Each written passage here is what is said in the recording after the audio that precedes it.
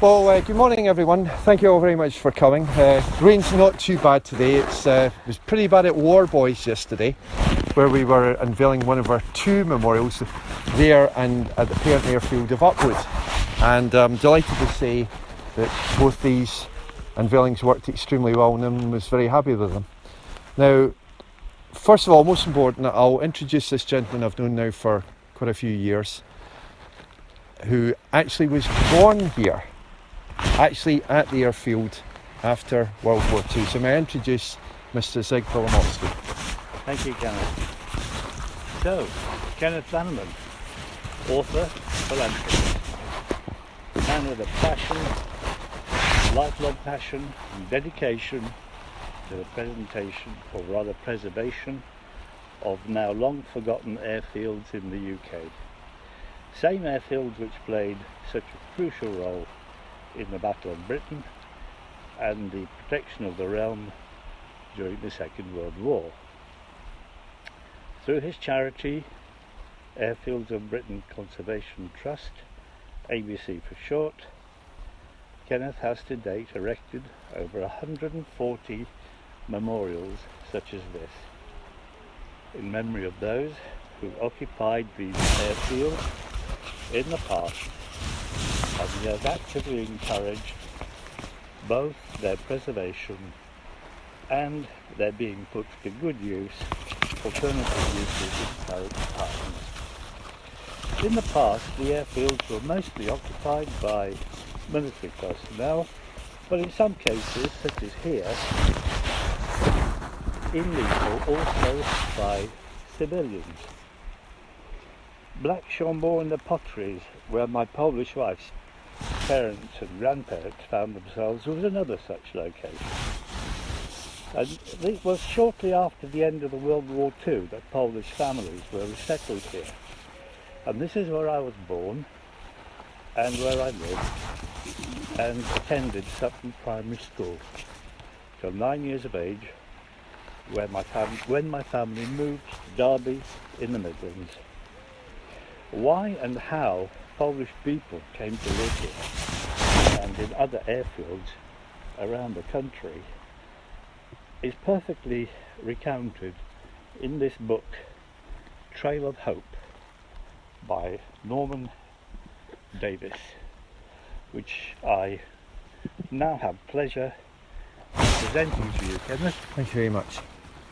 With a personal message on the inside cover, as a token of my appreciation for the honour you have bestowed upon me in inviting me to unveil this memorial drawn to you. Many thanks. Thank you very much.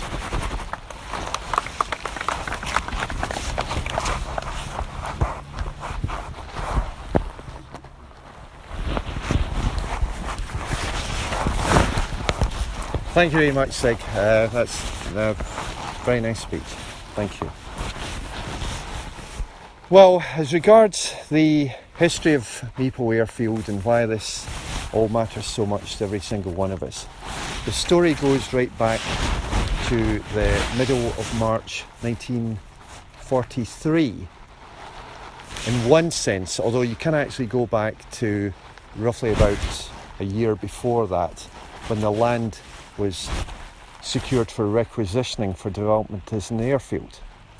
It had a very complicated initial run-up, the opening party period for this airfield. Now, I won't actually go into huge technical detail, but if you believe one source, the airfield was opened as what was called an unbuilt, i.e. unfinished satellite airfield for Waterbeach. But it's a very complicated process trying to discern exact opening dates. So what we do know is that these are official station records. There was a squadron leader, Blackmore, who first came to Mepal in the early part of April 1943. And over the next 3 months or so, the airfield was gradually developed and built up. So it took time to get all the facilities ready. I mean, we've even found this old paperwork here. We've even found out records like, for example, when they put the wood chips on the 3 hard runways. That was very important in its own, because wood chips were used for camouflage for airfields. There was a sort of reflection of the runways. So when they were initially camouflaged, they were using rubber, Malayan rubber, and that proved very effective. But then Malaya was captured by the Japanese in early 1942. So rubber supplies just ended. Therefore, one bright spark, whoever it was, then thought, well, what about gluing wood chips to the runways? And that proved remarkably effective. So it was around about late May 43, just one example, when the wood chips were put in the runways here. The airfield really got going by the end of June of that year. There was a heavy conversion unit that actually formed at Mepal late on in April 43, but it very quickly moved to the parent base at Waterbeach. So under what was called the base system, Mepal became effectively a satellite station for Waterbeach. Then the big change came at the end of June 43, when the famous number 75 New Zealand squadron came here. Now, this actually originated from what was called the New Zealand Flight at a famous Norfolk airfield called Feltwell, which played a very big part later on in Mepal Airfield's life. So it eventually gained squadron status, and it came to Mepal late on in June 43 from Newmarket Heath, the racecourse. It initially flew short Stirling heavy bombers, and they were also involved in mine laying. Notably, Mepal was also the airfield from where the first aircraft took off on the very successful Hamburg raid later on in 1943. That was the first time whereby the window radar jamming metallic strips were deployed from. So they actually, first aircraft on that raid took off from here. Lancasters replaced the Stirlings in March 1944, and the squadron stayed on here until July 1945, when it moved to Spilsby in Lincolnshire, which sadly, if anything, has suffered even more than Mepal in terms of destruction and demolition. Enough to say that Mepal played an enormous part in the winning of World War II. After the war, there were more Lancaster squadrons that came here for about a year or so. They then relocated at the end of July 1946 to Upwood, where we unveiled one of our 2 memorials yesterday. That was at Fairmead Park, the housing estate south of the village. Mepal then went on to care and maintenance bases. Now this is where Sig's story comes in, because not hugely long afterwards, there was a Polish camp. Now correct me if I'm wrong here, of course. There was a Polish camp set up here on the east side of the airfield. So this carried on for quite a number of years, and this is where Sig was born. Around about the same time as the older generations might remember, there was a bit of an argument at the time about the connecting public road between here at Sutton and Mepal. Now incidentally, just in case if anybody's wondering, Mepal really is the airfield is really in Sutton, but they had to call it Mepal because there was too much nominal similarity with some other airfields in Britain, notably Sutton Bridge in Lincolnshire. So if you're eating potatoes there, this is the social impact of airfields I'll mention in a second. Millions upon millions of potatoes are tasted at Sutton Bridge. So this is hugely important in our everyday lives. Anyhow, the Polish camp carried on for quite a few years. The Americans, the US Air Force used Mepal for storage from 1952 to 1960.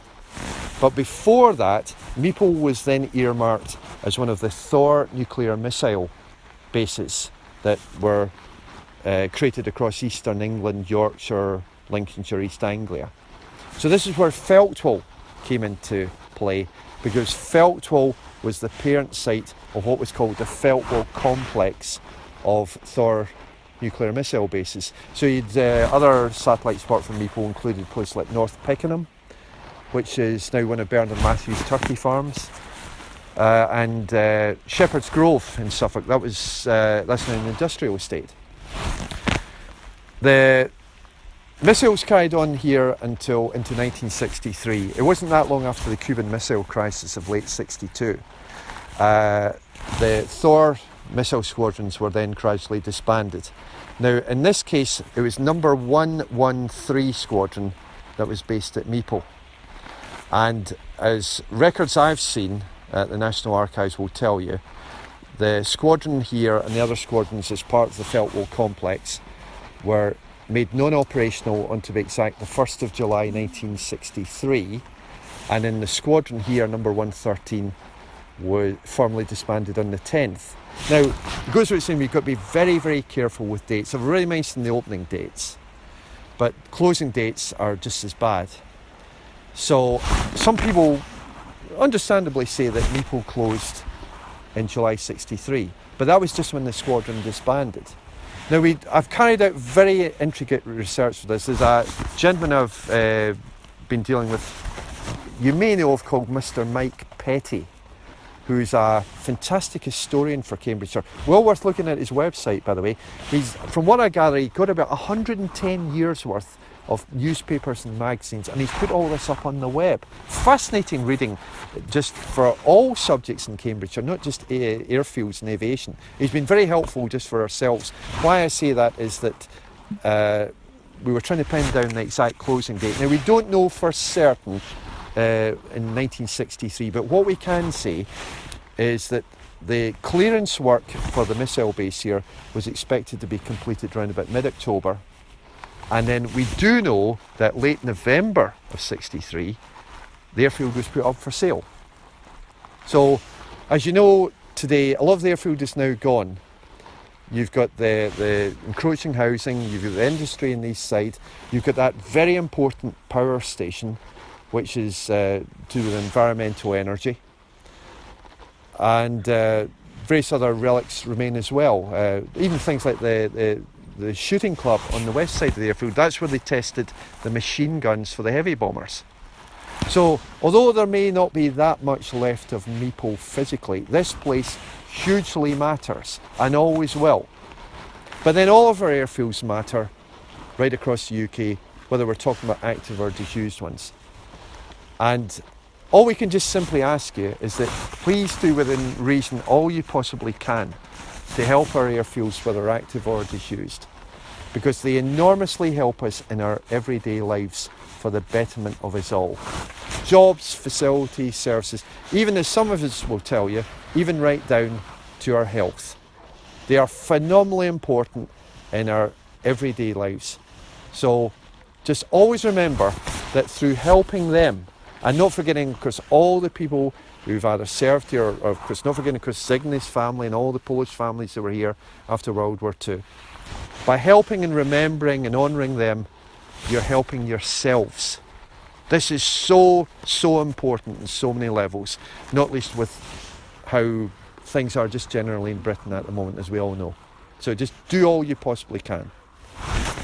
And therefore, again, thank you all very much for attending, and we are delighted to be able to unveil what is now ABCT's 148th memorial.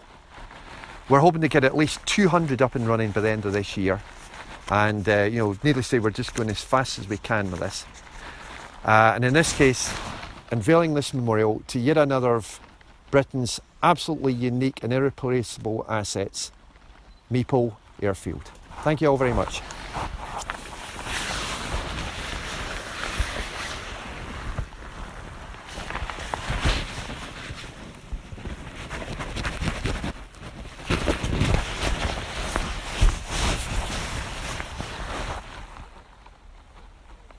Now, just before we sort of conclude proceedings, could I just all ask you please to observe a 2-minute silence in memory of everyone who served at Mepal.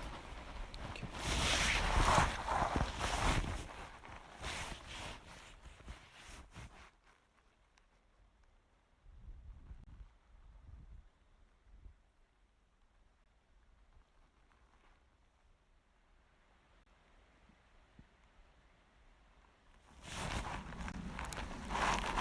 Thank you all very much.